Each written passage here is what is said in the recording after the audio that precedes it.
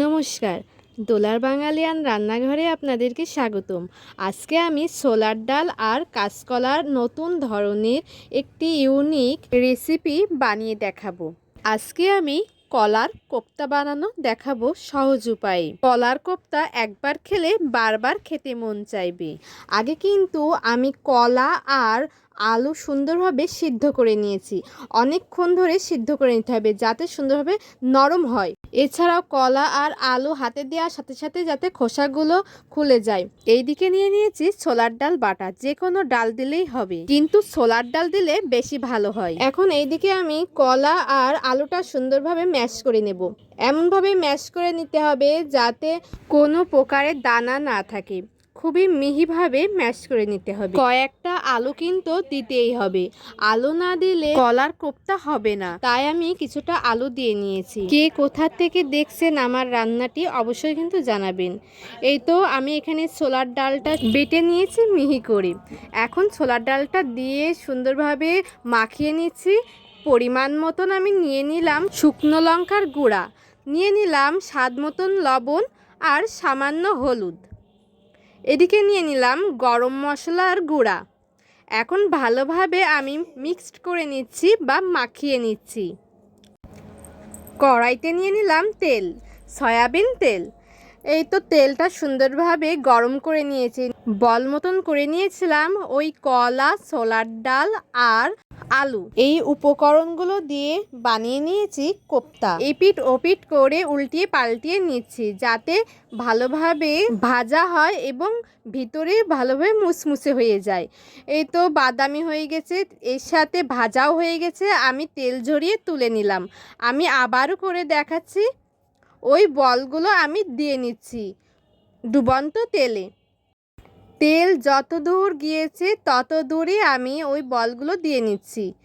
এখন সবগুলো ভাজা শুরু করে দিয়েছি। এপিট ওপিট করে নিচ্ছি যাতে এইদিকেও ভাজা হয় ওইদিকেও ভাজা হয়। যখন ভাজা হয়ে যাবে আমি তুলে নেব।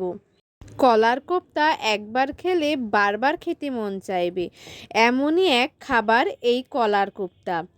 অনেকভাবেই তো কলা রান্না করে খেয়ে দেখেছেন, এইবারটা কলার কোপ্তা করে খেয়ে দেখবেন কেমন লাগে।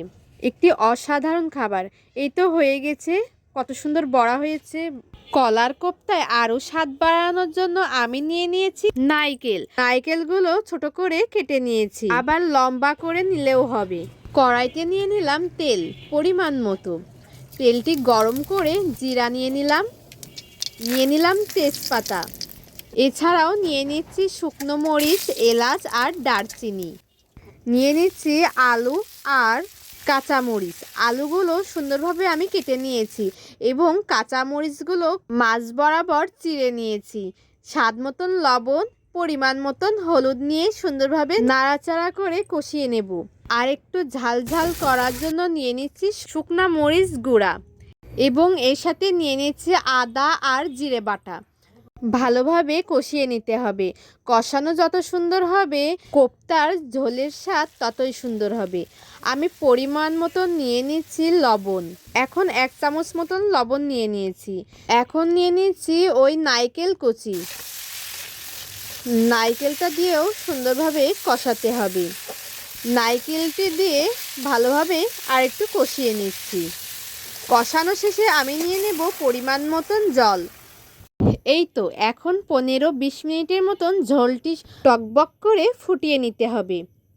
15-20 মিনিট পর ঝোল যখন ফুটানো হয়ে যাবে তখন ওই কলার বড়াগুলো ঢেলে নিতে হবে।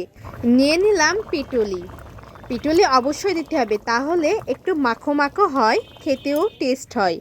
ঝোল নামানোর 5 মিনিট আগে নিয়ে নিতে হবে গরম মশলা বাটা। গরম মশলা দিলে খাবারের টেস্ট দ্বিগুণ বেড়ে যায়। হয়ে গেছে কলার কোপ্তা রান্না করা। কেমন হয়েছে অবশ্যই কিন্তু জানাবেন। এবং কলার কোপ্তা খেতে অসাধারণ হয়েছে। নিরামিষভাবে রান্না করলে কলার কোপ্তা খেতে আরও ভালো লাগে। আমি তো নিরামিষভাবেই রান্না করেছি। এই তো দেখুন কলার এই কোপ্তাগুলো কত সুন্দর ফুলে গেছে, খেতে দুর্দান্ত হয়েছে। আজকের মতন টাটা।